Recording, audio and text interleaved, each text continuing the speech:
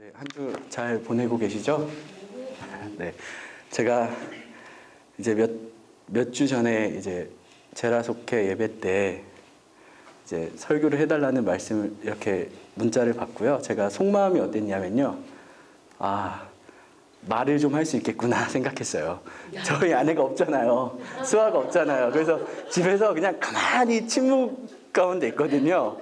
그러다 보니까 되게 조용하고 밑에 집 이렇게 물 쓰면 그 소리까지 다 들려요. 원래 안 들렸는데 말도 안 하고 가만히 있으니까. 그래서 말 좀 할 수 있겠구나 생각을 좀 많이 했습니다. 네, 너무 감사합니다. 저에게 말할 수 있는 기회를 주셔서. 오늘 말씀 제목은요, 자유, 용기, 변화입니다. 제 전공이요, 마틴 루터라는 사람의 신학과 그의 삶에 대한 건데요. 루터의 이야기를 너무 안 한 것 같아요. 그래서 제가 오늘은 조금 그 이야기를 좀 하면서 같이 말씀을 나누려고 합니다. 오늘 우리가 읽은 말씀은요, 세례 요한의 탄생에 대한 이야기예요. 세례 요한의 부모님은 사가랴와 엘리사벳이었어요. 성경은 이 둘 모두가 의인이었다고 말하고 있습니다. 여러분, 의인은 누구를 말하는 걸까요? 혹시 아시는 분 계신가요? 의인은 누구를 얘기할까요? 그렇군요. 그렇군요. 저희가 이제 지난주에 이제 그 세화하늘 축제할 때 아이들하고 같이 예배 드렸잖아요. 아이들한테 의인은 누구냐 이렇게 물어보니까요. 첫 번째로 예배 빠지지 않는 사람. 그리고 집에서 성경을 이렇게 읽는 사람, 그러니까 교회가 아닌 집에서 성경을 읽는 사람, 이 두 가지로 얘기를 하더라고요. 그래서 제가 생각하는 의인은요, 그런 의인들이 아니에요. 제가 생각하는 의인은 자신의 자유를 하나님께 드리는 자들입니다.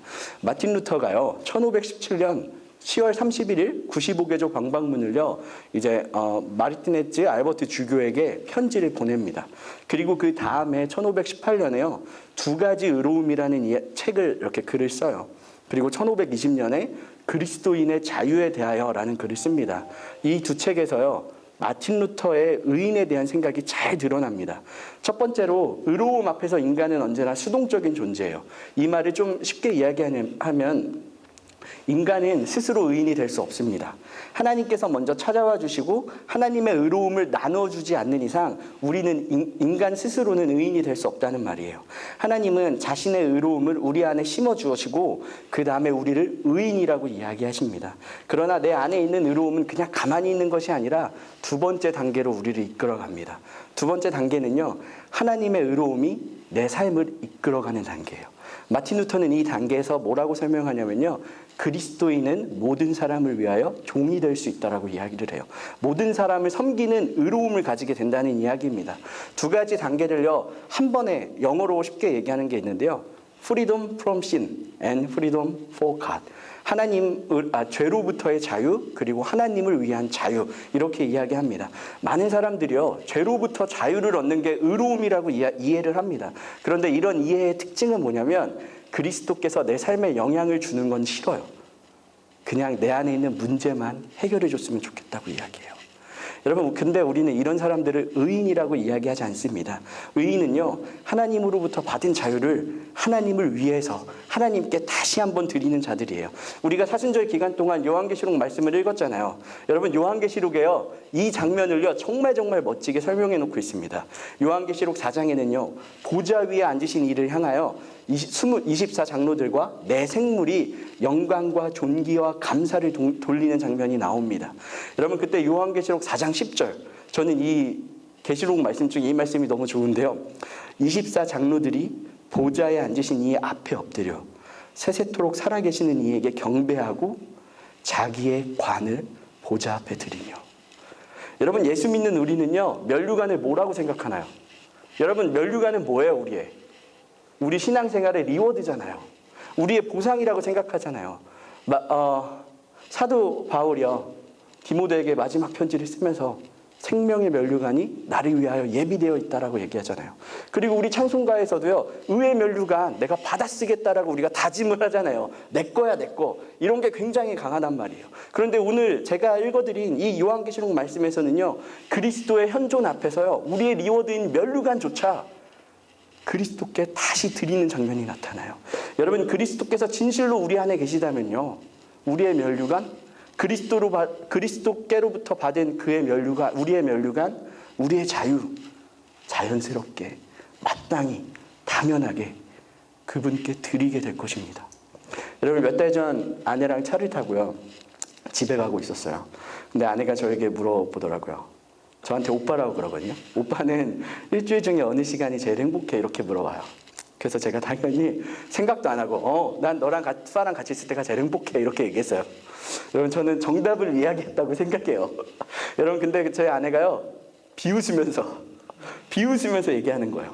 그러면서 얘기하기를, 자기랑, 그러니까 제 아내랑 수아가 한글 학교 갈 때 배웅하는 오빠의 얼굴이 이 세상에서 가장 행복해 보여, 이러는 거예요. 여러분, 저는 바로 아니야 난 너랑 있을 때 정말 행복해라고 얘기했어요. 그리고 제 속마음으로 뭐라고 했냐면, 내가 얘를 속일 수 없구나. 여러분, 제 아내랑 수아는요, 토요일 오전 9시 반에 집 주변에 있는 교회로 한글 학교를 가요. 그리고 보통 2시쯤 돌아옵니다. 매일 새벽같이 일어나서 학교에 갔다가 제가 한 6시 반에 일어나서 가고 집에 돌아오면 한 7시 좀 넘거든요, 저녁. 그러면 그런 생활을 매일 하던 저에게요, 4시간 혼자 있는 그 시간은요, 저를 재충전할 수 있는 정말 소중한 시간이에요. 저는 원래부터 혼자 있는 걸 좋아했고요. 결혼하기 전부터 그냥 가만히 있는 걸 좋아하고 그냥 조용히 있는 걸 좋아하거든요. 근데 그러지 못하잖아요, 애도 있고 이렇게 하면. 가끔 수아 한글 학교가 쉬는 날에는요, 정말 기뻐요. 정말 기쁜데요, 그 뒤에 뭔가 씁쓸한 아쉬움이 좀 찾아요. 왜 이렇게 한글 학교를 쉬는 거야? 그리고 제가 맨날 한글 학교 선생님 만나면 항상 하는 얘기가 뭐냐면, 이게 방학을 하시면 안 된다고, 애들이 한글을 잃어버린다고, 방학 없이 하셔야 된다, 이렇게 얘기해요. 왜냐하면 저에게 그 4시간 너무 소중하고 빼앗기기 싫었거든요. 여러분, 근데 그때요, 제 아내가 그 얘기를, 제가 그렇게 생각하고 있었는데 제 아내가 저에게 다시 한번 말을 했어요. 오빠는 그 시간에 뭐해? 이러는 거예요. 여러분, 제가 그 질문을 듣고요, 곰곰이 생각해 봤습니다. 아내랑 수아가 떠난 후에, 그러니까 한글 학교를 간 후에 저는 설거지를 하고 청소를 합니다. 그리고 남은 시간에요, 첫 번째로 하는 일이 있어요. 되게 심플한데 성경을 읽고 기도하고 쉬어요. 여러분, 성경 읽고 기도하는 거야 다른 날 해도 돼요. 다른 날도 해요. 그런데 제가요, 왜 누구에게도 빼앗기기 싫은 이 소중한 시간에 성경을 읽고 기도를 할까요? 저는요, 제가 마틴 루터의 신학을 공부하면서 제가 다짐한 게 하나 있는데, 그게 뭐냐면, 나의 일주일간 가장 자유로운 이 시간을 하나님께 드리자 다짐했기 때문이에요. 여러분, 일주일 동안 여러분에게 가장 소중한 시간은 언제예요? 여러분이 가장 자유롭게 여러분을 위해서 쓸 수 있는 그 시간이 언제입니까? 여러분, 그 시간에 여러분은 무엇을 하세요? 여러분이 죄로부터 자유를 얻을 뿐만 아니라 그 자유를 여러분의 가장 소중한 시간에 하나님을 위해서 사용할 때, 그때 하나님은 여러분을 향해서 의인이다 말씀하실 겁니다. 여러분, 세례 요한의 부모인 사가랴와 엘리사벳은 이런 의인이었어요. 그리고 하나님은요, 이들을 찾아와 주시고 아들을 주십니다. 그리고 그 아들 세례 요한은 엘리야의 심령과 능력을 가졌다고 이야기하고 있어요. 그러면 엘리야의 심령과 능력이 뭘까요? 그렇죠. 우린 다 모르죠. 우리가 잘 아는 것처럼, 우린 잘 알 거예요, 엘리야의 이야기를. 우리가 잘 아는 것처럼 엘리야는 선지자로서 아합 왕에게 맞섰던 자입니다. 아합 왕은 그의 아내 이세벨과 함께 이스라엘 백성들로 하여금 이방신을 섬기게 했어요. 이스라엘 백성들은 왕의 명령으로 인해서 어쩔 수 없이 이방신을 섬깁니다. 그들 가운데 분명히 하나님의 말씀을 알고 하나님이 행하셨던 일을 기억하는 자들이 있었을 거예요. 그럼에도 불구하고 성경은 그 어떤 누구도 그 왕의 명령을 거부했다고 이야기하지 않습니다. 성경은 말하기를 그들이 이방신과 하나님 사이에서 머뭇머뭇거렸다고 이야기하고 있어요. 여러분, 이런 머뭇머뭇거리는 이런 상황에서요, 엘리야가 모든 백성들 앞에 섭니다. 그리고 하나님을 섬겨야 된다고 이야기를 해요. 그리고 바알 선지자들과의 대결을 통해서 하나님이 참신인 것을 드러냅니다. 여러분, 무엇이 엘리야를 앞에 나서게 했을까요? 엘리야는요, 우리와 똑같은 인간이라고 이야기를 합니다. 그리고 엘리야도요, 우리와 똑같은 하나님의 말씀을 가지고 있었고, 우리도 엘리야와 같은 성령으로 충만한 사람들입니다. 그럼에도 불구하고 엘리야와 우리가 다른 이유가 뭘까요? 그건 바로 용기예요, 용기. 엘리야와 우리가 다른 것은 하나님으로부터 멀어지는 이 시대를 바꾸어야 한다는 그 용기입니다. 여러분, 그 용기가요, 이스라엘 백성들의 마음을 하나님께로 다시 돌아오도록 만들었습니다. 우리가 공부했던 요한계시록에서는요, 여러분 요한계시록이 로마의 통치 아래서 쓰여졌다는 거 우리 다 배웠죠. 여러분 로마의 통치 아래서 그리스도인들은요 많은 핍박을 받았어요. 그들은 믿음 때문에 감옥을 갇히기도 하였고 불에 타다 죽기도 했습니다. 그들은 로마가 주는 평화를 거부했고 땅 속에 숨어들어서 어둠과 먼지 속에서 살았어요. 여러분 그들은요 왜 이처럼 우리의 눈에는 비참한 삶을 선택했을까요? 저는요 그 답을요 믿음대로 살 수 있다는 용기, 용기 때문이라고 생각을 합니다. 여러분 그 용기로 인해서 그들은요 어둠 속에서 빛으로 다가오시는 예수님을 만납니다. 먼지로 가득한 지하에서 깨끗한 공기로 찾아오시는 그 예수님을 만나요. 여러분 우리에게 능력이 있고 정의가 있어도 용기가 없으면 이 세상을 바꿀 수가 없어요. 1517년에요 마틴 루터가 아까도 이야기했듯이 95개조 방방문을 발표하고 한순간에 유명인이 됩니다. 루터의 글들은요 유럽 전역으로 퍼져나가요. 제 교수님이 핀란드 사람이거든요. 근데 핀란드어 문법이 체계적으로 자리 잡혔던 이유가요 루터의 글들을 번역하면서부터였다고 해요. 여러분 이처럼 마틴 루터의 영향력은요 유럽 전역에서 엄청났습니다. 그리고 1520년 루터는 종교개혁 핵심 글들을 3개를 발표합니다. 3대 종교개혁 논문이라고 불려지는데요. 독일 기족 그리스도인들에게 교회 바벨론 포로에 관하여 그리스도인의 자유에 대해서. 여러분 이 글들은요 그 당시 로만 카톨릭에 대한 신랄한 비판을 담고 있어요. 루터의 핵심 주장은 로만 카톨릭 교회의 가르침이 성경의 가르침과 너무나 다르다 이거였어요. 이러한 루터의 주장은요 그의 영향력과 함께 일반 사람들, 보통 사람들 사이로 급속도로 퍼져나갑니다. 정확하게 기록된 증거는 없지만 당시 이렇게 마을 사람들이요 지나가는 사람들에게요 당신은 루터를 따르느냐 아니면 교황을 따르느냐 이렇게 물어봤다고 해요. 그래서 어떤 루터를 극단적으로 따르는 사람들이요 어떤 누군가가 교황을 따른다고 하면 이렇게 이렇게 길 가는 사람을 붙잡고 때리고 고문하고 했다고 해요. 여러분 루터의 영향력은 엄청났고요 그의 글은 사람들 사이에서 갈등을 초래했어요. 여러분 그래서 황제 카를 5세가요 1521년 4월에 루터와 종교 지도자들을 모아놓고 루터를 위한 청문회를 개최합니다. 루터 이전에 많은 사람들은요 카톨릭 교회에 대한 부정적인 글을 써서 죽었어요. 그리고 루터를 초청한 이 회의에서도요 루터를 죽이고자 하는 사람들의 움직임이 있었습니다. 그래서 대부분 루터 주변에 있는 사람들은요 회의에 가지 말라고 이야기를 해요. 여러분 그때 루터가 뭐라고 하냐면요 내가 죽더라도 쉽게 얘기하면 저 브롬스 회의인데 그 회의장에 벽돌보다도 많은 수의 마귀가 있을지라도 내가 가겠다라고 이야기를 해요. 여러분 그리고 회의에서 루터는요 자신의 글을 불태우고 그 주장들을 모두 철회할 것이냐라는 신문을 받습니다. 4월 17일에 신문을 받은 루터는요 답변을 위해서 하루의 시간을 달라고 요청합니다. 여러분 그 하룻밤 동안 루터가 무슨 생각을 했을까요? 죽음에 대한 두려움이 강하게 그를 억눌렀을 거예요. 여러분 그리고 하루가 지난 4월 18일 루터가 이렇게 대답합니다. 내 양심은 하나님 말씀에 사로잡혀 있습니다. 나는 아무것도 철회하지 않겠습니다. 양심을 거스르는 것은 옳지도 않고 안전하지도 않습니다. 하나님이여 나를 도우소서. 내가 여기 서 있습니다. 여러분 이 대답으로 회의는 끝나고요. 루터는 자기 편이었던 프리드리히 선제후의 도움으로 살아남게 됩니다. 롤란드 베이컨 박사는요. 이제 종교개혁에 대한 글을 쓰는 교수님이신데요. 이분은요. 루터의 이 용기 있는 대답이 세상을 바꿨다고 얘기를 해요. 여러분 그래서 루터 교회 가보신 적 있으세요? 루터 교회 가보시면요. 요 벽면에 뭐라고 써 있냐면요. Here I stand 써 있어요. 내가 여기 서 있습니다. 루터의 대답을 계속해서 기억하고 묵상하는 거예요.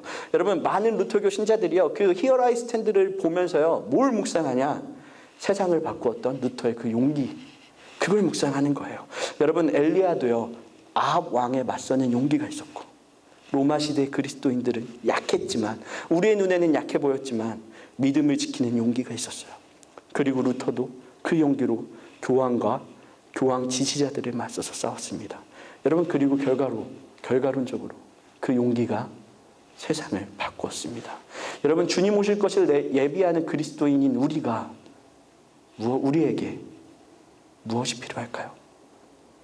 우리가 가져야 하는 엘리야의 신념과 능력은 용기입니다.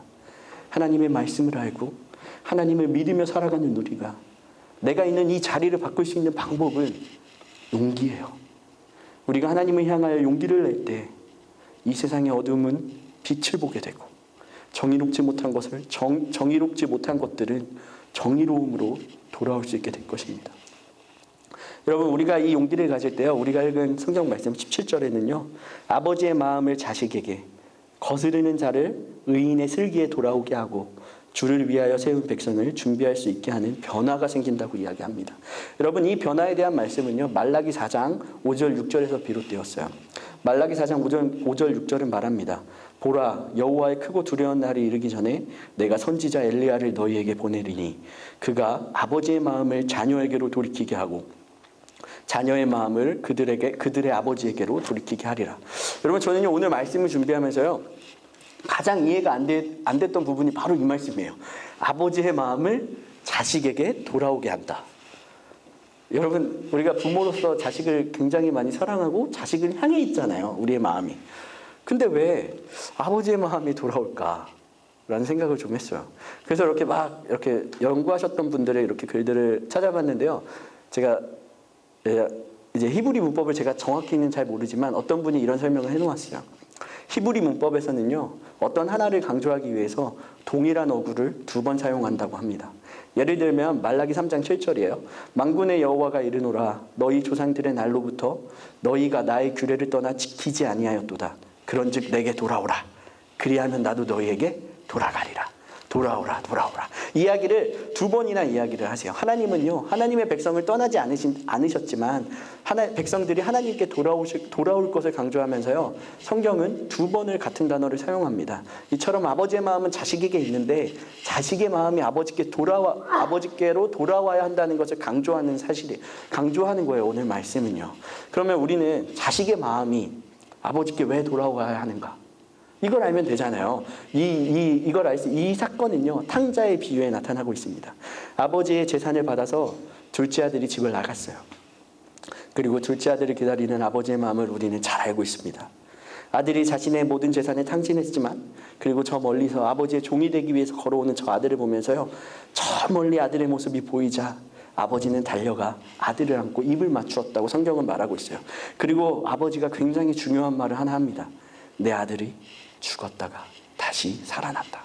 여러분, 왜 아버지께로 돌아와야 할까요? 왜 하나님의 백성의 마음이 하나님께로 돌아와야 할까요?